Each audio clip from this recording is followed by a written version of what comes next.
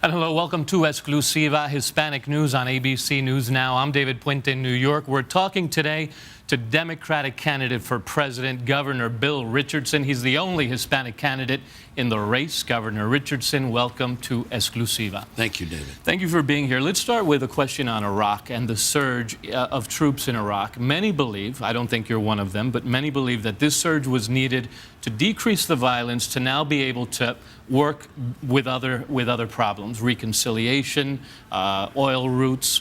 What's your take on it? Well, my take is that the surge is not working, that there is no military solution to the war in Iraq. There's a political solution. And I noticed that the success of the surge was measured in body counts. And my view is that one American death, one Iraqi death is one too many. And when you have 40 American deaths in October and you consider that a success because it's less than the previous October, I think that is wrong.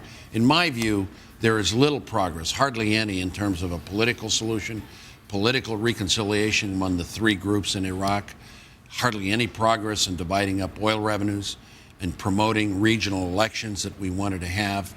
I don't see the Maliki government being serious about bringing the needed unity and reforms to their own country. So I am not of the view that this is a successful policy.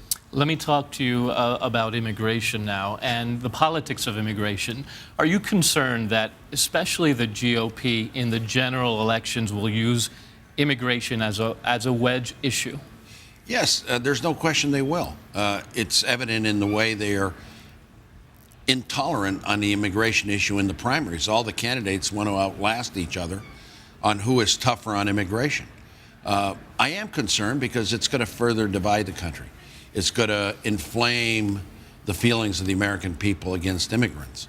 And in my view, we shouldn't demonize immigrants. We should look at resolving the immigration issue, recognizing that you don't get any votes out of doing the right thing.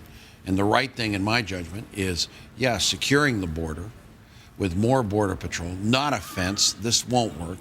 This is not America. And also a legalization program, not an amnesty, but a legalization program where undocumented workers can stay in America.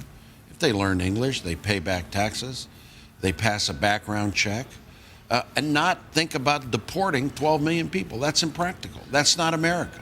Governor, some believe that really the core of immigration and to really resolve and to start getting around the illegal immigration problem in the United States, one has to address poverty, and poverty not only in the U.S. but in Mexico and Latin America, to stop the flow of these immigrants. How would you, as president, work with Mexico, not just to say, hey, Mexican government, it's your problem, you need to create these jobs for your people, but is it in the best interest of the U.S. to help do that? Yes. What I would do is I'd have a frank talk with Mexico, and they're our friends. Sometimes you want to be honest with your friends. And I would say to Mexico, you need to create some jobs for your own people. You need to deal with the poverty issues in your country. Maybe we can have some joint projects together where the United States and Mexico create jobs. But at the very least, Mexico, stop handing out maps and the easiest place to cross on the American border. So, well, in fairness to the Mexican government, they say they're handing out those maps to people who would cross anyway, and they're just trying to help them not die in the desert. That's wrong. I mean, that is, we do have a system of laws in the United States, and illegal immigration is illegal. Now, that doesn't mean that it's not going to happen. So what I'm saying is Mexico and the U.S. need to deal with the economic issue, the poverty issue. What can we do on both sides of the border that will give people more economic opportunity to feed their families? Do you believe that curbing poverty in Mexico and Latin America would actually help the United States? Well, yes, obviously. Yeah, obviously. Because it will reduce the flow dramatically. Absolutely. One last question before we go to break. How do you see the economy, and immigration is such a big factor of the economy, how do you see it down the line in the next 6 months? How does that affect the election? Well, the economy will affect the election because a lot of Americans feel that their jobs are going overseas. They're concerned about foreclosures, about pensions, about high health care costs. And unfortunately, many Americans are starting to blame immigrants for taking their jobs. There's a general anxiety there that is very troublesome, and I believe a possible recessionary economy will be a factor in the general election next year. We have to take a quick break, but when we come back, we'll discuss the Hispanic vote, how powerful it really is, and African-American voters, are they being ignored? We'll be right back with more of our conversation with Bill Richardson. You're watching Exclusiva.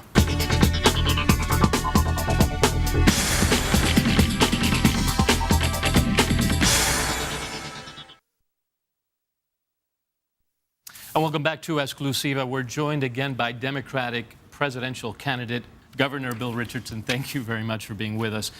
Let's talk briefly about the Hispanic vote. How powerful is it? There are those that say, you know, Hispanics, the ones who can vote, don't really go out to the polls. And then there's a whole section of the population that legally just can't.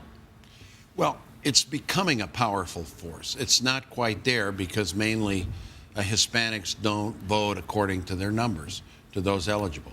They do it out of fear. They do it out of not thinking it's going to make a difference. But our community is increasing, not just in Southwest states, but in states around the country. It's the fastest growing proportion of voters in the United States. Now, will they turn out? It's still uncertain. Can they be a factor in a close election? Yes. And how have you tried to get more support from the Hispanic community? Has that been an issue for you? Well, yes, I've tried to do it, but it's because I don't have national recognition, and because my name is not Hispanic, it's been a little difficult for me to convince all Hispanics that one of their own is a Hispanic candidate. And I'm also not running just as a Hispanic candidate. I'm very proud to be Hispanic. But nonetheless, I am trying in states with significant Hispanic populations, Colorado, Arizona, California, Texas, to let the voters know that I am part Hispanic, and hopefully that'll help me get some votes. Governor Richardson, we've heard from African-American leaders recently saying that the black community in America is being ignored by the candidates. What could you do, if anything, to reach out more to the black community? Well, we all need to do that. All presidential candidates, all political parties, to minorities in this country, African-American, Hispanic. And it means not just going out to rallies with them, but it means participating in their forums, bringing them on our staffs, making them feel that they're included in the upper reaches of the campaign. I've tried to do that, but in reality, all of us need to do better. Governor Bill Richardson, thank you so much for talking to us today. I'm David Puente in New York. Hope you will join us next time on Exclusiva. Thank you for watching.